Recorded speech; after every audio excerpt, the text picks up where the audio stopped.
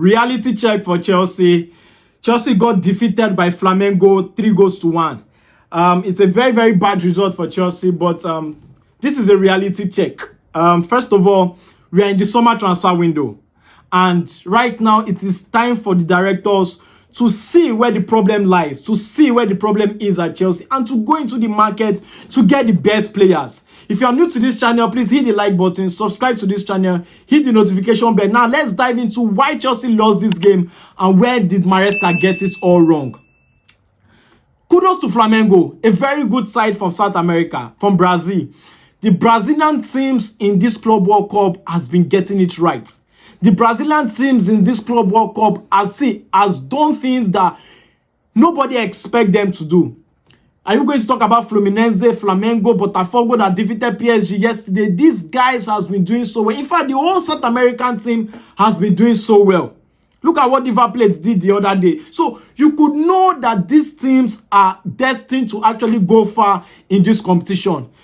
Flamengo have a core of players that are so experienced. Are we going to talk about Danilo in defense that played for Juventus for a long period of time? Are we going to talk about Jorginho, a former Chelsea player, a former Arsenal player, 31, 32 years of age, experience? Are you going to talk about Jackson that plays on the right-hand side, a Brazilian national team player, experience? So these guys, they have over 6 or 7 players in that squad that are over 30. So first of all, they have experience in the squad, and very good one for the coach of Flamengo, a former Chelsea coach, a former Chelsea player rather, that's Felipe Luis, and he also played for Atletico Madrid. So first of all, he's very good, you know, in terms of the squad. They already won a cup for them, so they're a very good side. Take nothing away from them. Now, going into this game, Chelsea were playing against the referee. The first half, Chelsea had so many calls against Botafogo, so many calls for Chelsea, but the referee chose not to, give it to Chelsea. The referee chose to, be on the side of the Flamengo in the first half. It was clear. It was crystal clear. Chelsea started this game slowly, and Flamengo started, on a very high foot. They were pressing, they were aggressive, they were taking to get the game to Chelsea, and on the run of play, Chelsea scored the first goal. A goal from Neto gave Chelsea the lead against this Flamengo side. And after that goal, they kept on pressing Chelsea. They kept on taking the game to Chelsea. And Chelsea got a penalty. But guess what? The referee refused to blow. That was a clear and a crystal penalty for Enzo in the first half. But Chelsea were leading 1 goal at the time. And the first half finished with a 1-goal win for Chelsea. Coming into the second half, that was the time for Maresca to show that he has what it takes to actually change the game, because at the first half, Chelsea was lackluster. Maresca didn't start this match with the best lineup for his side.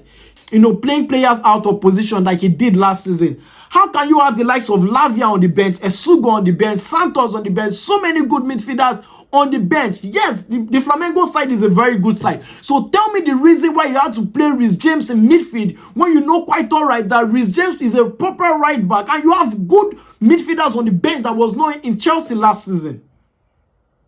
Now, already in the first half, we were dominated. Already in the first half, they have already taken the game to Chelsea. Maresca had the time to make those changes before the second half began, but he refused. Chelsea came into the second half and considered 2 quick goals.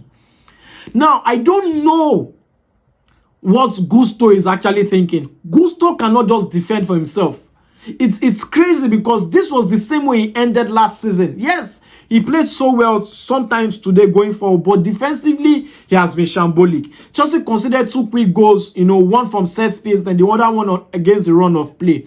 At that moment, Maresca had to make these changes. He was supposed to change first from the midfield because that was where Chelsea was actually suffering from. No, he didn't take anybody away from the midfield. He changed the lap because, first of all, the lap was already on a yellow card from the first half. He changed the lap and he brought in Jackson. Jackson came into the game. 4 minutes into his arrival, he got a red card. Now, Jackson, are you trying to tell me you've not learned from what happened against Newcastle? This Chelsea team had to fight for this Jackson's red card against Newcastle just to qualify for the Champions League. We had to win our remaining games just to qualify for the Champions League, and Chelsea players did it for Jackson. Yet again, Jackson got a silly red card. See, there was no way Chelsea was under pressure at any point that would make Jackson concede that red card. It was so bad from Jackson. It was just an inexperienced play from Jackson. Chelsea were already down 2-1, and Chelsea were down with a man down again. So at that point, Maresca has to force changes. He brought in Lavia, he brought in Madueke, he brought in Maguire. He just started making changes at the wrong time. He was supposed to have done these changes at the start of the second half. So it was a very, very poor game for Maresca. Maresca did a very, very poor, selection, and going into the game, he did a very, very poor substitutions, but that cost Chelsea the game.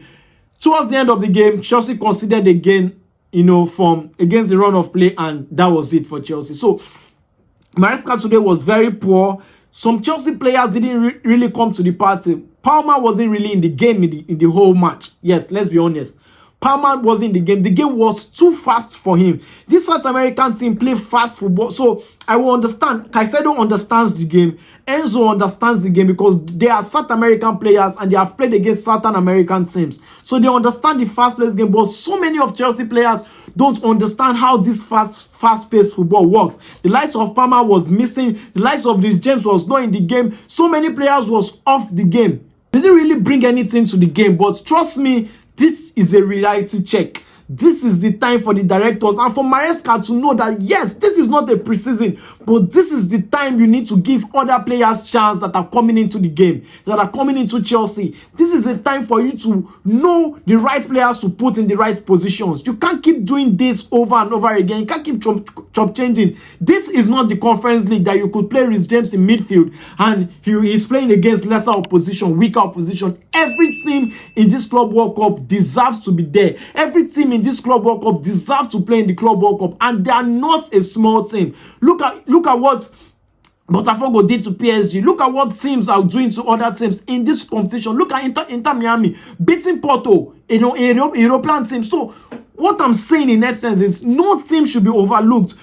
And Maresca was supposed to learn last night from what PSG, from what Botafogo did to PSG, but he didn't learn. He still had to play Rhys James in midfield. So that was a very bad call from Maresca. Tell me what you think as a Chelsea fan. What do you think about Maresca? First of all, for his bad lineup. Tell me what you think about the referee. Tell me what you think about the Flamengo team and the Flamengo players. Tell me also what you think about Nicolas Jackson for his poor performance and for his red card. Let me know and share your thoughts in the comments. Until I come away again next time, I remain your boy Mike Way. Stay cool. Cheers.